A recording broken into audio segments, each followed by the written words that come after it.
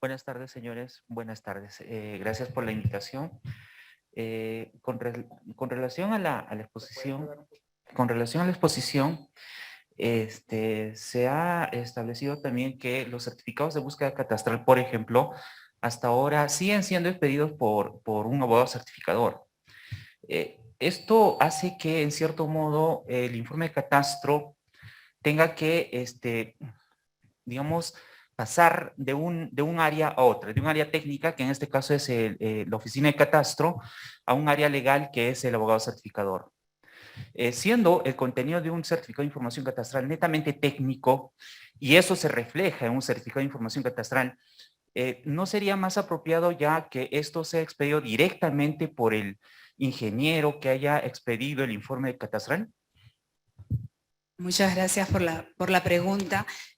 Pues son criterios y apreciaciones muy personales, pero en el sentido de que nosotros tenemos un ordenamiento jurídico en la cual quien certifica los certificados, redundando las palabras del certificado de búsqueda catastral, tiene que ser necesariamente un abogado, puesto que Registros Públicos expide estos certificados bajo la información que le remite el área técnica. Entonces, nosotros no se aprecia mal ese certificado, puesto que tienes dos informaciones, tanto la técnica como la información jurídica del predio en consulta.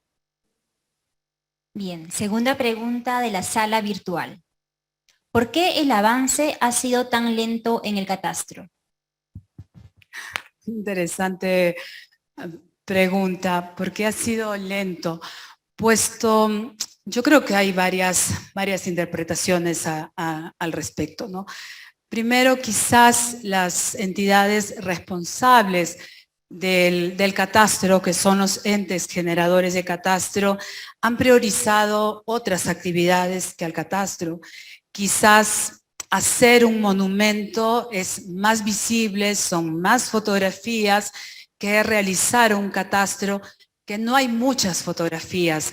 El catastro no se entiende en un primer momento que se ejecuta, porque hay todo un proceso de una planificación, de un estudio, hay una fuerte inversión, pero también la recaudación que te da el catastro también es buena, pero no solamente por el aumento del impuesto, sino justamente por ese carácter multipropósito, porque sincera lo que realmente tenemos. De repente, quizás hay gente que debería pagar más y no está declarado. O gente que no sabe en qué parte pueden haber esos recursos que potencian al país. Entonces aquí el trabajo lento no se debe solamente a una entidad, a dos. Yo creo que, como dije en la parte final de mi intervención, las alianzas deben ser estratégicas. Cada entidad, pues proyectar a esa información, a esa data, más aún cuando tenemos un sistema nacional de catastro en que podríamos interactuar, ¿no? Y es verdad, ha sido un trabajo lento, las normas están ahí. Yo creo que nos falta más interactuar entre las instituciones y que en las municipalidades como entes generadoras de catastro sepan que este es un proyecto que inicia una gestión y que debe ser continuado por la próxima y no empezar de cero. Buenas tardes con todos los presentes. Doctora, yo quería hacer una precisión con lo que indicó mi compañero respecto al certificado de búsqueda catastral. Considero que no debería de emitirle el abogado certificador. ¿Por qué? Porque el artículo 85 y 86 del reglamento de publicidad, que está vinculado con el reglamento general de los registros públicos, te indica que el certificado nada más va a decir si el predio se encuentra inscrito o no, si se superpone parcial o totalmente a otro. O sea, es una descripción técnica que la hace el área de catastro. Ahora, en el 2020 salió la resolución 178 que modifica la directiva de catastro, la 2, si no me equivoco, la directiva 2, en donde da los parámetros en cómo debe de emitirse el certificado, ¿no? Las correcciones que hace un abogado certificador, por ejemplo, puede decir que el polígono en consulta se encuentra en una partida cerrada, entonces el abogado certificador lo devuelve a catastro para que indique realmente dónde está ubicado el polígono. Pero esa precisión está en el informe que lo emite catastro, o sea, el abogado certificador no tendría por qué decirle que lo corrija, sino que el ingeniero o arquitecto que ha realizado el informe catastro ya ha debido de emitirlo. Por eso también le ayudaríamos al ciudadano, porque ya no entraría al área de certificados para que vaya a catastro, de catastro otra vez al abogado certificador. Se resumiría un tiempo, ¿no? Y ahora, si hay un pronunciamiento respecto, un pronunciamiento ya jurídico a las partidas del polígono, existe el certificado compendioso, que el certificado compendioso puede integrar un CRI, un gravamen y pronunciarse algo más, ¿no? Ahí ya sería totalmente distinto. Y se liberaría un poco la carga y disminución de tiempo. Es mi apreciación personal. No, al contrario, muchas gracias, porque sí, yo creo que estos espacios nos sirven para mejorar y ver cada uno de los temas. Sí, ha hecho mención a la nueva directiva que se expidió en torno al tema de catastro, que fue en diciembre del 2020 y que señala las características de esta publicidad del certificado de búsqueda catastral. Pero el tema es que el área técnica solamente se pronuncia en temas técnicos, y es el área, diríamos, del abogado certificador, el que ve los temas ya análisis jurídicos del predio, pero bueno, son apreciaciones y válido, y yo creo que es un tema para tomarlo en cuenta y replantear, ya que estamos en todos esos procesos, doctora. Gracias. Bien, última pregunta de la sala virtual.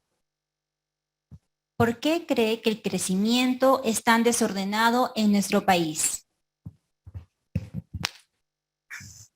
Bueno, yo creo que no hay un establecimiento de una política desde el inicio, ¿no? Yo también me haría la pregunta, ¿por qué todo el mundo se traslada a la capital y dejan sus tierras? ¿Por qué hay de crecimiento desordenado solamente en las ciudades principales? Cuestión que no se ve, por ejemplo, en Europa. En Europa el crecimiento es, por ejemplo, a nivel nacional. No es que se centre en la capital del país. Y solamente quizás con un ejemplo muy breve puede determinarse así esquemáticamente, ¿no? Por ejemplo, Perú, con datos más o menos, tiene una extensión de 1.500.000 de kilómetros cuadrados. España es la mitad de la extensión de Perú. Perú tiene 33 millones de habitantes y aproximadamente España 44 millones de habitantes. En el tema turístico, España recibe esa misma cantidad de turistas. Nosotros recibimos aproximadamente entre 2 a 3 millones de turistas. Pero el ejemplo está de que España, con sus 44 millones de habitantes, más esta misma cantidad de turistas, el tema no colapsa el transporte ni el metro. Hay hoteles a nivel nacional para todas las comodidades del caso. Los restaurantes, o sea, la visión macro que tienen. Y no es que sus 44 millones estén solamente en Madrid o en Barcelona, sino que está distribuido a nivel nacional.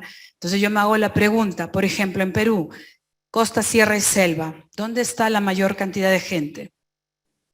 Costa. ¿Y dónde está el sector menos poblado?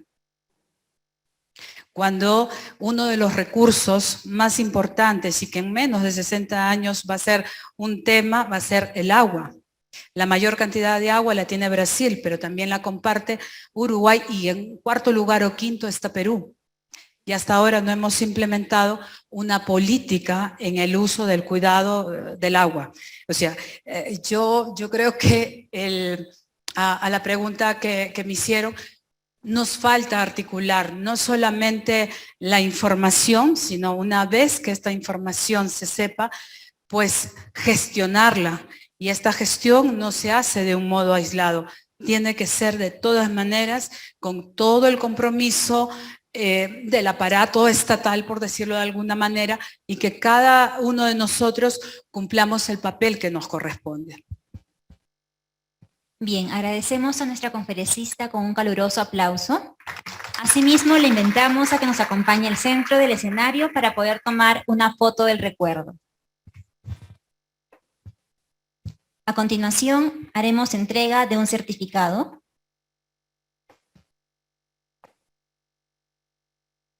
Finalmente, haremos entrega de un bonito presente.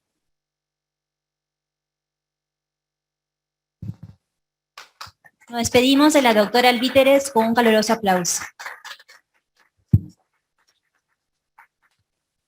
Agradecemos nuevamente a nuestra primera expositora de esta tercera jornada preparatoria por su participación.